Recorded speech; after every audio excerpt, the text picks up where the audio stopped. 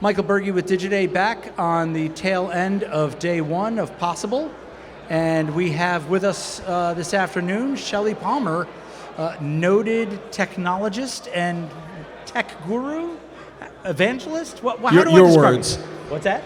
Your words. What are your words? What are yours? How do you describe yourself? A snappy dresser, grandfather of 4, father of 3. I don't know. Yeah, guru sounds a little bit like. Might be putting you a little. Might be giving me too much credit. Well, you do have cool shoes, though. I will say that. So I just want to start off with, you're here at Possible. I know you're going to be speaking tomorrow, I believe, probably more than once, if I'm not mistaken.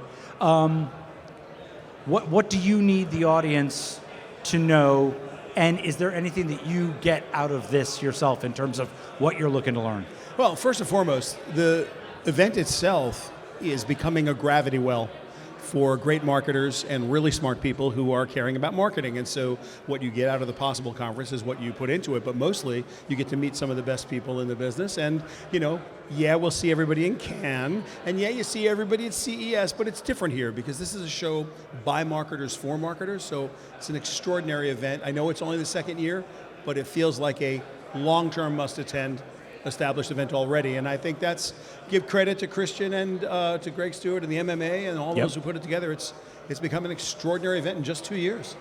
Yeah, it feels like there's almost as much buzz, and it hasn't even really started today. So when I say day one of Possible, it's kind of like day half. Yeah, it's V0. So I wrote a story this morning basically saying that the letters AI are in the headlines of at least 21 different sessions here. AI is a dominant topic. There's so much to AI, whether you think of old-fashioned machine learning to this new iteration of generative AI. There's also the school of thought that is fearful of what it brings and the school of thought that sees rampant opportunity. Tell me where you stand. I think it's impossible to look at the future through the lens of the present. And if you are limiting your understanding to the way that models are trained now, the way they're being deployed now, you are missing the larger picture. We don't know in a couple of weeks what Apple's going to put out in iOS 18.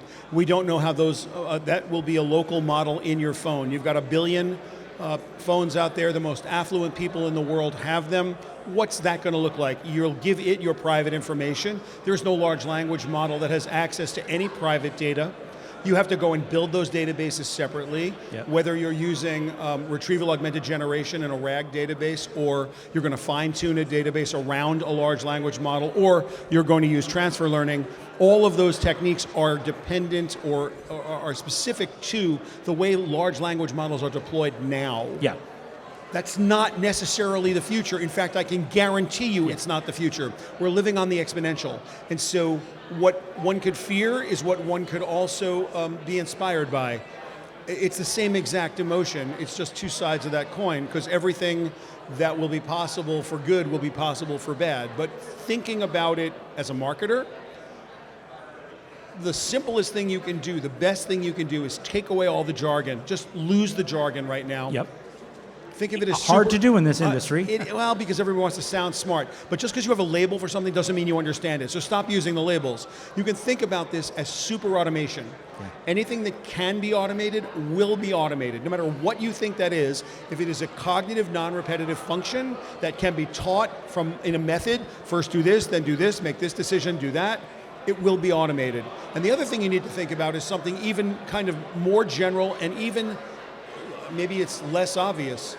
Anybody who is under the age of 3 or has yet to be born but will be born this year will never live in a world where they are smarter than AI. Well, that's kind of terrifying. Whether it's terrifying or not, it's just true. Yep. And so whatever that means, anyone thinks they know what that means, they're lying. Yeah. You can't predict, like, what's a 5-year plan? What's a 5-month plan right now?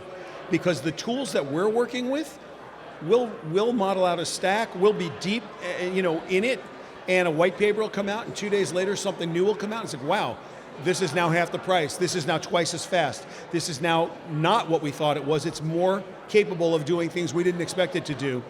If you really want to think about the future in the context of a marketing, or just in any context, we're looking at models now, we're looking at apps that are single task or agents in the way that, agentic, meaning that you give it a goal rather than give it a task. And this is, this idea of autonomous agent. Mm-hmm. Understand that if you listen to the scientists at Google, at OpenAI, at any of the organizations that are building models, they are in no way thinking about what we are doing. They're thinking about artificial general intelligence as a goal. They are goal-oriented to something that none of us are dealing with. We're saying, oh, look, I can write copy. Oh, look, I can make a picture. Look, I can make a video. And they're thinking, I want to build a tool that is equal in its capability to a human's ability to learn autonomously. Their goal structure is not what we are interfacing with. So if you limit your vision to like what we're being shown and how we might use it, you're missing the much larger idea. And also, you probably aren't thinking as clearly as you should be about living on the exponential, or the exponential speed with which this is occurring. It's pretty fascinating. Well, it's funny, with everything you just described, I kind of liken the prior generation of digitally native people that have now grown up and everything that they've brought about, and so how exponentially bigger, faster, and potentially more terrifying that next generation will be that is AI native. If I think about it in that context, whatever you believe social media did to media, right? Social production is going to do to production. Social production is defined as someone with no skills describes what they want some way that they can, and it voila. Magically appears. Yeah. And then is distributed inside the tool sets of social media, which we fully understand and have not necessarily been great for humanity. Mm-hmm. So now we're going to add production capability that we've never had before, that has always stood in rarefied air. We're going to be adding that. So when you put those two things together, great good can come, and I think, to be fair, great evil can too. Okay, so I was going to bottom line it for me. Get equal potential for good and evil. These tools don't know the difference between right and wrong. There's a concept. But we'll know the difference when it's perpetrated upon us. Will we? I disagree with that statement on its face, and I'll tell you why. Yeah. There's a problem set in AI called the alignment problem, and it's defined as, are your expectations, so the output of the AI model you're working with, aligned with human values? And there's an entire group of people who are very, very dedicated to trying to align the output with human values. So it's Asimov's law of robotics updated. Updated, right. So like if you do a sales report, you expect the sales report to come back from the computer. Right. But when you train an AI model to do something, you really don't know what the black box is going to give you. My problem with that entire concept is that I can't get two human beings to align with each other, let alone a human being and some kind of machine, which has no context. And so we've got a bias problem we can't see. We've got an alignment problem we can't solve. And so when you say humans are in charge of what's good, my question to you would be, whose worldview do you want to impose? Is it going to be Zuck's? Is it going to be Elon's? Is it going to be Tim Cook's? Like, whose worldview do you want imposed on these models? Xi Jinping from China says that all models made in China must display proper socialist values. That scares the hell out of me. It'll speak English better than English-speaking models because it's built to do that. And then if you add on to that, Sam and Satya got together a couple weeks ago and said, we're going to build Stargate, $100 billion with a B, $100 billion supercomputer. Its job is going to be to do the compute that we need. I don't know where the electricity or the chips are coming from, but pretend they could build it. Just pretend. Yep. China will build theirs. EU will build theirs. India will build theirs. A few corporations will try to scrape together $100 billion and build theirs. These are to be weaponized. I can't imagine that private organizations will be allowed in the United States to own it. That's the future that's coming. You can't, if you think anything different, it's been announced. It's not like high science fiction. This has now been I'm announced. Terrified. Now well, I'm truly terrified. That's my point. We're all sitting here like happy, like on a big blue marble, a bunch of happy, hey guys, there's like stuff that we don't control. There was the data elite. You had the Google, the Facebooks, the Amazons, all of the big data organizations that literally changed the world.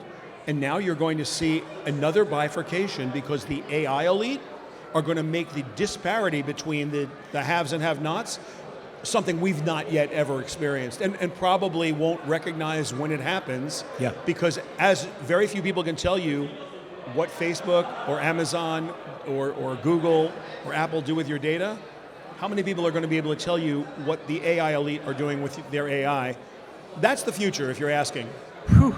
Well, there you have it, folks. From the mouth of Shelly Palmer, thanks for your time. Thanks for joining us. My pleasure.